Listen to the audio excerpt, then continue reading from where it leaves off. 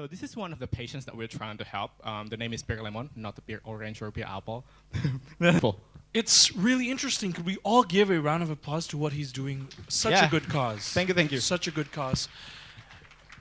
What I see here, you've shown us your product, your enterprise.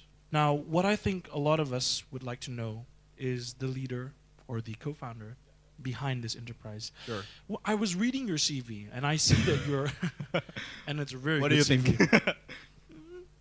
Not bad. Not bad. Okay. Do I classify it for More than that. Pak Renat Kasali assistant?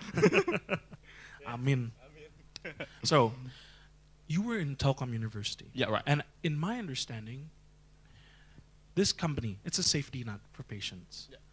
Telkom University in itself also gives a safety net to its students. Yeah. What I mean by that is that don't you get automatic employment, or I mean, like, there are opportunities that you could get from Telkom because you could go to the state-owned enterprise. What's dangling in my head? Why didn't you take that safety net? You could have been like every other student and go that path. No. It was Telkom University was gives that privilege opportunity. It was like, I think in 2005 they stopped doing that, and a lot of graduates from the university, just like other graduates from other university, we still need to find a job. Probably we'll get more spotlight because we will come from Telkom. Exactly. But I think it's not the path that I would love to take, something like that. I started actually, although it's launched from 2015, I actually graduated from university in 2014. So I'm as young as you guys. So I started to. I mean, like, there were a lot of pivoting before we actually get into the WeCare.id. I was working as well as I was working with other ventures before really got into the WeCare.id, and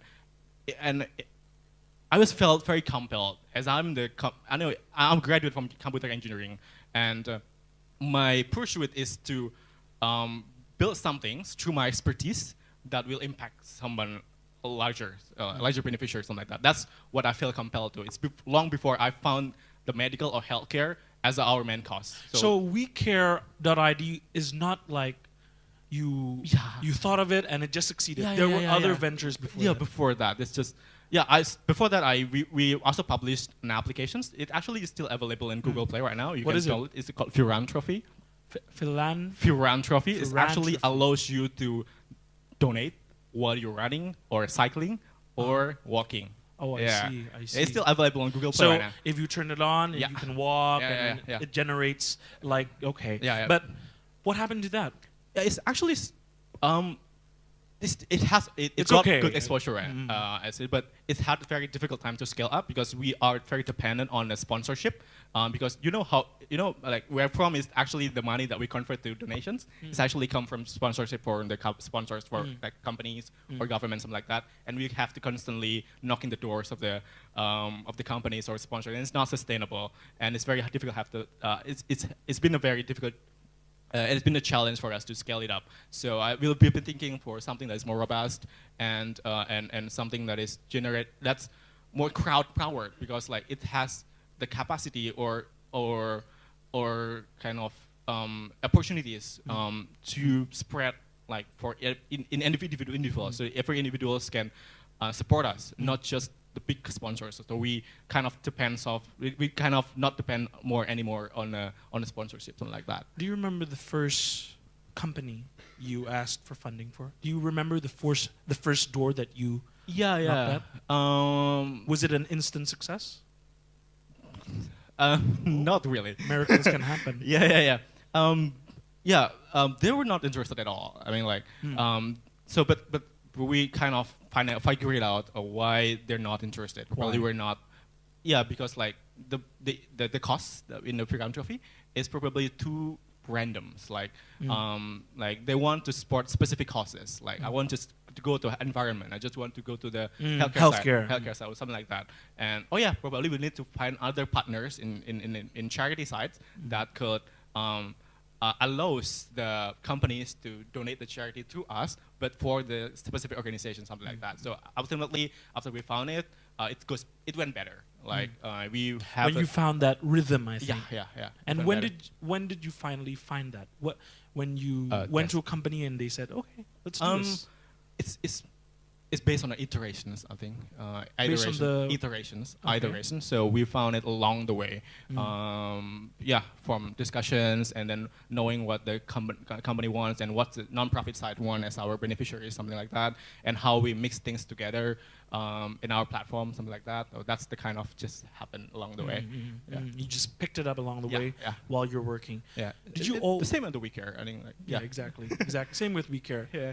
Speaking of WeCare, did you, as you were growing up as a university student, did you dream of, oh, I want to be a CEO, I want to be an executive director? Did you dream of that when you're in university? Yeah, I think most of us entrepreneurs, I think it's at the young age especially, I cannot say that it didn't motivate me at all.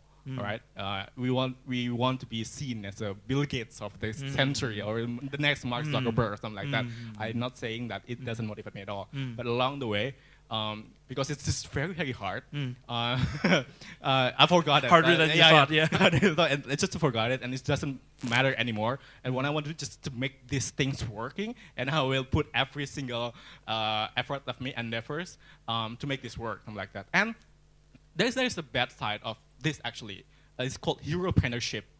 Heropreneurship is a so because like probably in 5 or 10 years ago, when you perceive a success after graduations, you probably think of I will graduate and then I work for the big management consulting companies like McKinsey or Boston Consulting Group or something like that, or probably chasing a master degree at the reputable university, something like that. But now, since the media pictures the entrepreneurship,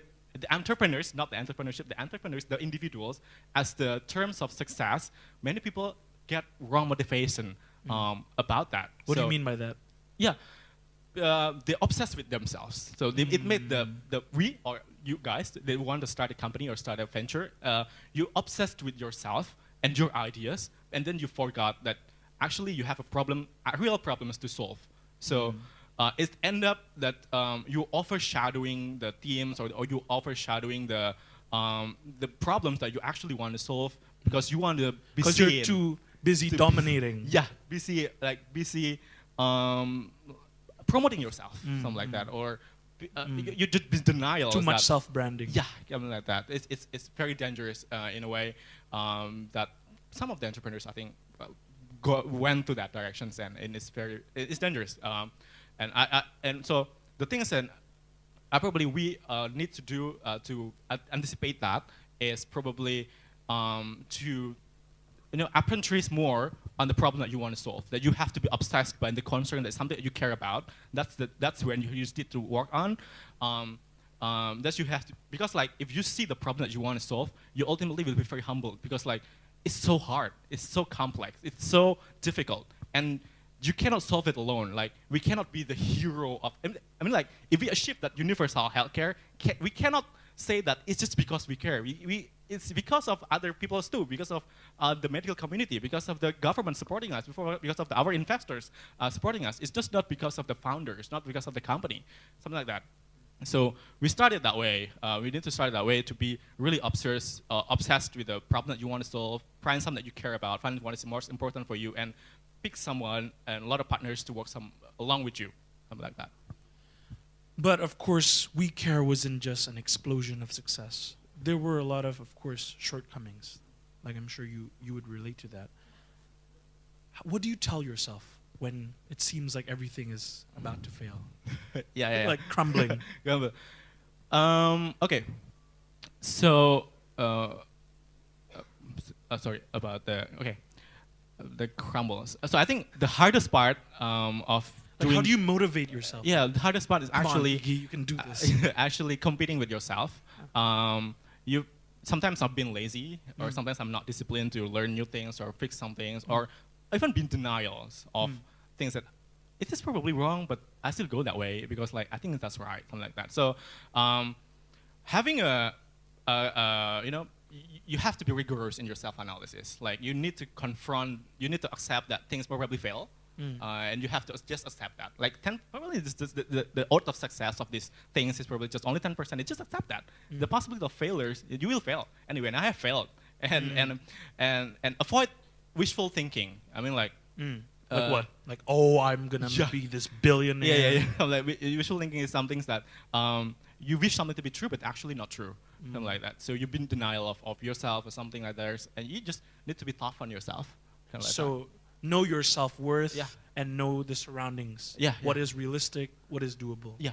But also have a dream. Yeah, I mean, be rigorous on your self-analysis.